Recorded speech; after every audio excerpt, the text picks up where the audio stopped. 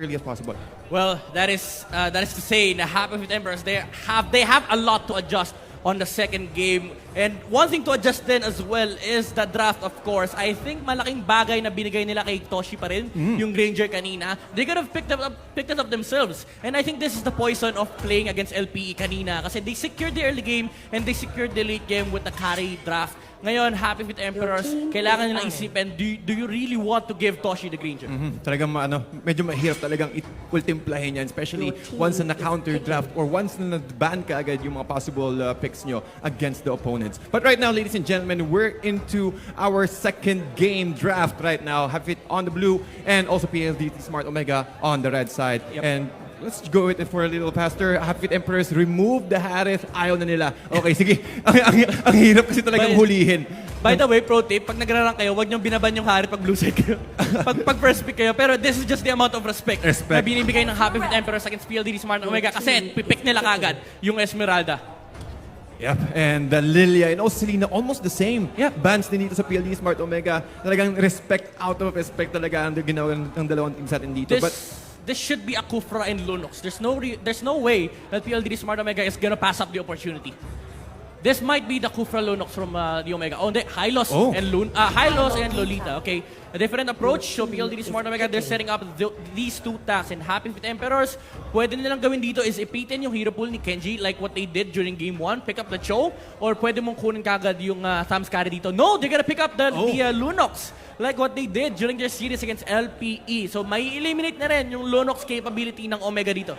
And wala kita kanina yung performance ng Happy Feet Emperors with that Lunox from the first series earlier. That's the support Lunox. Pero ang ginagawa kasi niyan is, okay, sige na, kahit support siya sa una, kapag nakakuha ng opportunity and also with the pick-offs, kapag nakakuha siya ng farm, they can easily transition that support into a core. At kapag nangyari yun, around 10 minutes, mas madaling makapag-transition, mas madali sila makapag-pick up with the amount of damage that this Luno can dish out. Technically, 4 yung core mo pagdating ng 10 minutes. 4 yung core, oo. Now, I think it's a nice idea, pero these two heroes, they're really bad against Hylos. Kasi the nature of Hylos is, yes, medyo mabilis yung movement speed ni Esmeralda and kaya may mobility spell naman si Lunox, pero your biggest problem is the Glorious Pathway. Ngayon, kapag nilapag ng PLD Smart Omega yan, kahit pasubukan mo manlaban, you can't fight their mobility. And I really like the option dito, pick up the carry immediately. Kasi Granger would have provided you the early game, pero you just need to scale against Esmeralda and Lunox. You don't necessarily need to fight them in the early stages of the game. Kailangan mo lang mag-farm at hintayin mo mag-fall off yung dalawang heroes na to. Indeed. At napakagandang combo din yan sa side ng PLD Smart Omega. Again with the Glorious Pathway plus the Numenon Blast. And also with the Numenon Energy Core that they can provide para dun kay Kari, ang hirap. Pero also, you need to keep in mind na yung mga shields na kayang ibigay ni Lolita is also capable na pwedeng isoak na gamit ang Frostmoon Shield ni Esmeralda dito. So again, it's a topsy-turvy game right now. But again, mag-iiba yan once we are able to see the 4th and the 5th picks ng dalawang teams natin. Yep. Happy Feet Emperors, I would really like to commend the preparation beforehand. They knew that PLDT Smart Omega, every single time, if they're playing against a Lunox, it's always a tank plus Kagura. It's the old counter against the Lunox. Now, wala na yun. So PLDT Smart Omega, they need to look for other options. Wala na rin yung Lilia. I think the only one left is the Gord here for Cartesi. Posible. Oh, again, with that reach from the Mystic Gush and also with the slow, ang dami nilang pwedeng gawin dito. Yeah, really nice against Esmeralda as well. Yeah, that's true. And again, kasi once ma-shutdown mo lang tagay Esmeralda, once na ma-force mo siya, kahit mga kalahating XP lang, ma-force mo agad siya mag-disengage. Yeah. So Happy Feet Emperors, they already see the Sams dito, and Masha will be picked up, and the comfort hero for Daniel, which is the Claw. Now, PLDT Smart Omega, last pick for Carl TZ. This is the final mage, and I'm looking for different options dito other than the Gord.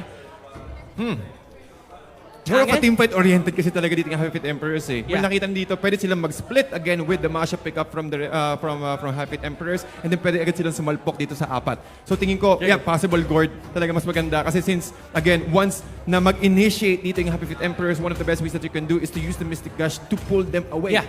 Alam mo, dalawa lang kasi yan eh. It's either the double marksman composition sa side ng PLDT Smart Omega. Okay, wait lang sasabihin ko sana, kung gusto mo mag-double marksman, Kimi. Kaso may kasama siyang carry. So it's not gonna suffice kasi dalawa silang naghihintay ng farm. Now, PLDT Smart Omega, they've done this before, mind you, the mid-granger. The mid-granger na I think yung rotation is 1-3-1 pa nga with the double masks sa may tank. Pero one downside of this lineup is where's your mid game?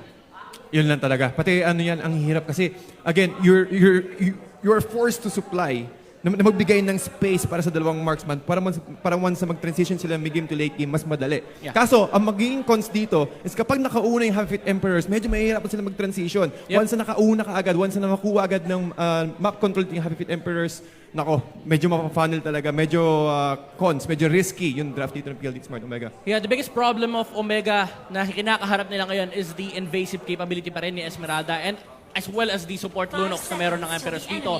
Pero one thing to consider is if the Lunox fails, this is gonna be a free Granger game. That's true. At Rene J. At again, more of a team fight-oriented draft dito at kailangan dito kanilang bantayan lagi si Rene J on his Masha. He went for a high and dry so talaga napakadaling ang hirap i-contest. Kailangan dalawa lagi ang babantay dito kay Rene J. Just like so, si Hayes and also again, Toshino will be the ones going to lane up against this Masha on the top lane.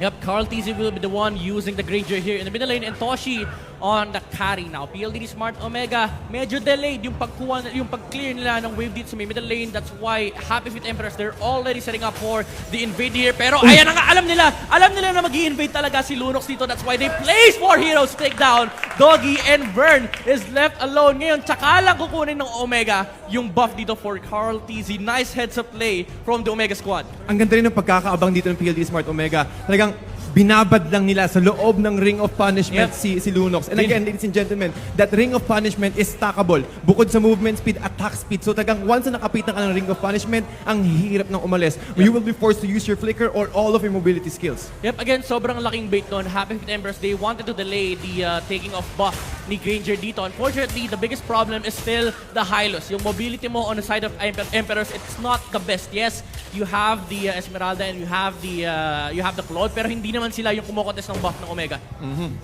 And PLDD Smart Omega right now, talaga nag-aabangan na talaga sila. Getting all of those resources as soon as possible. But Kartisi is at level 4 with the Death Sonata. At mukhang makakuha naman sila isa. Doggy will fall down. Heath, pero dyan still on the front lines. He still understand na okay, sige lang. Basta makagkaroon na ng unting space pa si Kartisi to move back. At mukhang makakuha pa sila ng isa pang objective. Yep, Renegade rotating towards the middle lane. Was trying to spot out kung kumukuha ng buff yung Omega dito. And Hayes, makahabol niya si Masha rito. And this is his biggest problem. Yung Lolita. The Masha is not really good against the Lolita kasi the nature of that matchup is talagang habul-habulin ka ng Lolita. Pupuk-puking ka talaga niya. Pati ang mobile niya kasi yung charge niya and also yung shields na pwede niya na meron siya.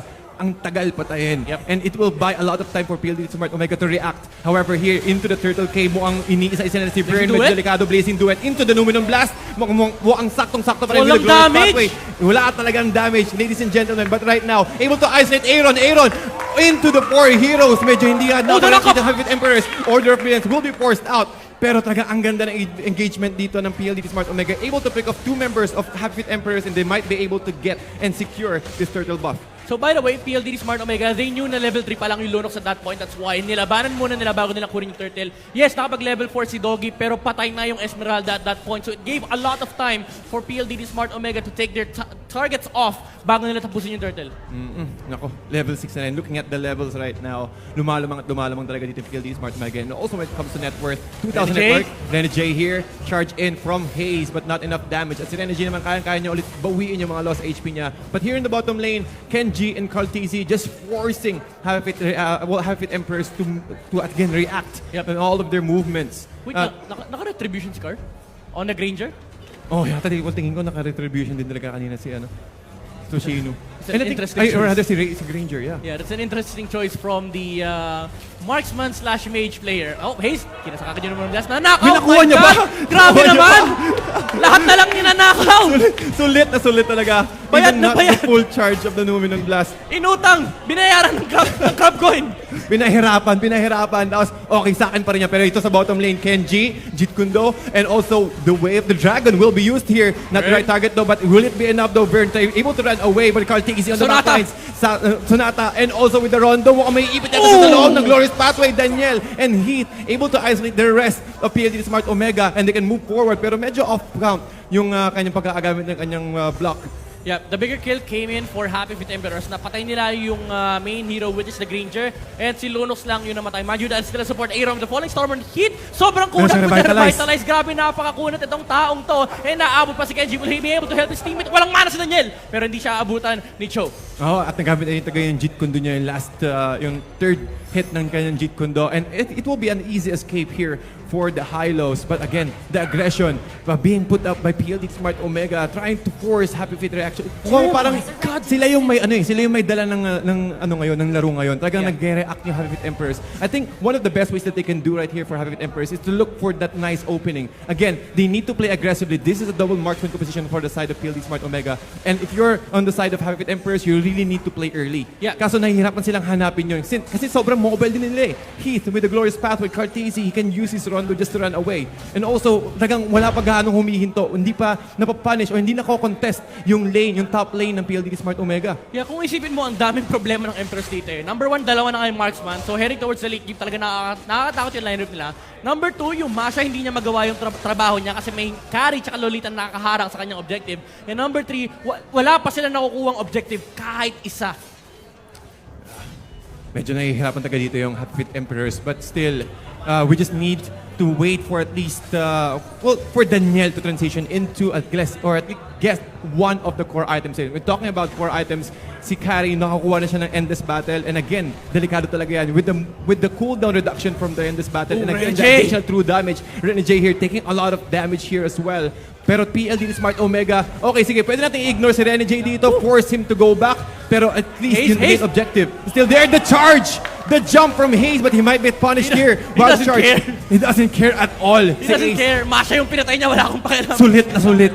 Sulit na sulit talaga. Okay lang kahit ibigay ko yung buhay ko. Basta nakatakbo rin talaga. And this is the effect. 3 heroes rotated towards the bottom lane. It's gonna be a free objective for the three heroes rotated to the top lane. So PLD Smart Omega is already putting up the pressure on the bottom lane. Napahamak pa nga doon si Daniel, which is the Claude, your main marksman on the side of Emperor. And napakasakit na ni Cartesi. Grabe yung damage output of this Granger. Falling Storm committed here by Aaron. Pero alam niya, kailangan niyang respetuhin yung Granger at this point.